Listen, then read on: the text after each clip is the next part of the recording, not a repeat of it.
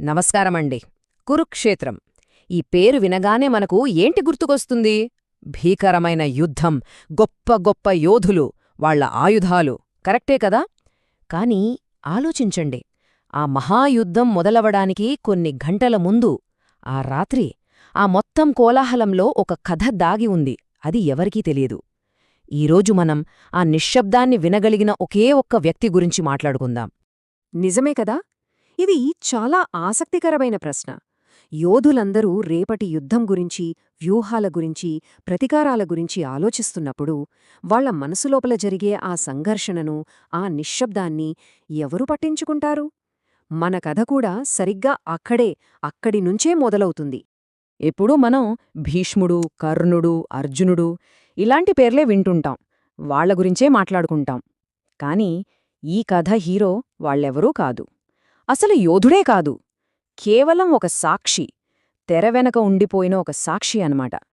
అతని పేరు అరుణి. ఆలోచించండి, ఒక రాజు కాదు, ఒక సేనాపతి అంతకన్నా కాదు, కేవలం ఒక రథసారథి. చరిత్రలో ఎక్కడా మనకు ఈ పేరు వినిపించదు.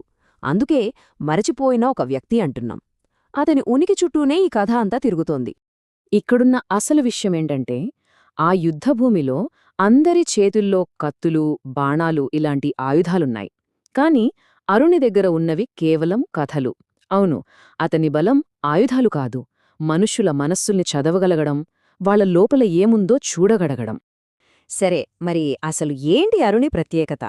అతను కేవలం చూసే సాక్షి మాత్రమే కాదు, యోధుల హృదయాల్లోకి తొంగి చూడగలడు, వాళ్ల గుండెల్లో దాగి ఉన్న రహస్యాలను గ్రహించగలడు. ఇంతకీ ఆ రాత్రి అతనేం చూశాడు? చూద్దాం పదండి. ముందుగా పితామహుడు భీష్ముడు. అందరూ ఆయన్ని అపారమైన శక్తిమంతుడు, అజేయ యోధుడు అనుకుంటారు. కాని అరుణికి ఆయన కళ్లలో యుద్ధం చెయ్యాలన్న కోరిక కనిపించలేదు. దానికి బదులుగా 100 ఏళ్ల భారాన్ని మోసి అలసిపోయి, ఇక చాలు, నాకు విశ్రాంతి కావాలి అని తప్పించే ఒక ఆత్మ కనిపించింది. ఇక కర్ణుడు, దానవీరశూరకర్ణుడు అంటాం.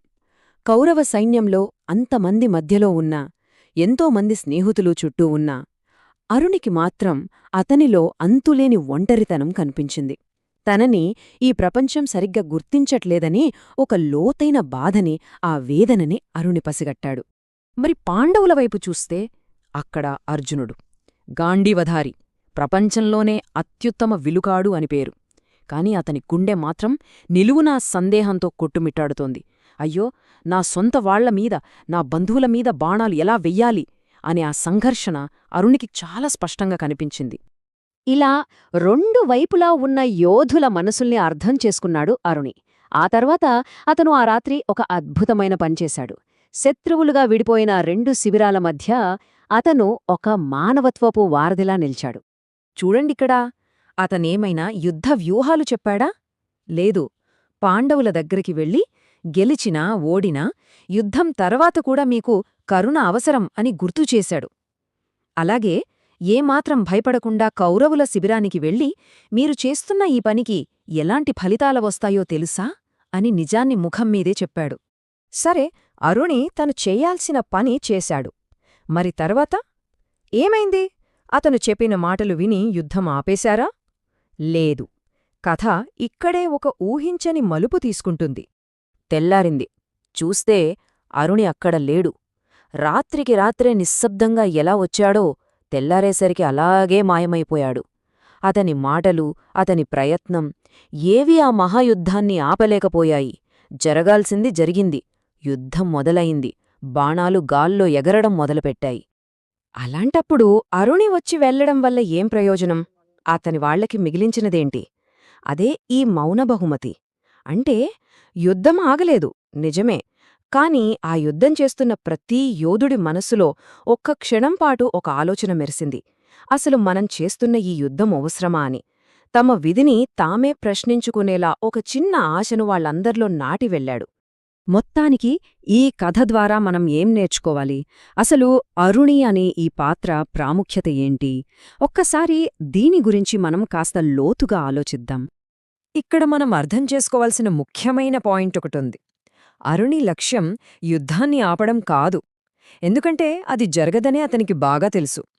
అతని అసలు ఉద్దేశమేంటంటే ఆ భయంకరమైన హింస మధ్యలో కూడా మనుషుల్లో మానవత్వాన్ని, ఆలోచించే గుణాన్ని బతికించడం. అలా అతను నాటిన ఆ చిన్న సందేహమే అతని అసలైన విజయమన్మాట. చూడండి, అరుణి కథ మనందరి ముందు ఒక పెద్ద ప్రశ్ననుంచుతుంది. మన చుట్టూ పెద్ద పెద్ద సంఘర్షణలు జరుగుతున్నప్పుడు ఏమీ చేయకుండా నిశ్శబ్దంగా గమనిస్తూ మనుషుల మనసుల్ని అర్థం చేసుకునే ఒక సాక్షికి నిజంగా ఎంత శక్తి ఉంటుంది? ఈ ప్రశ్నకు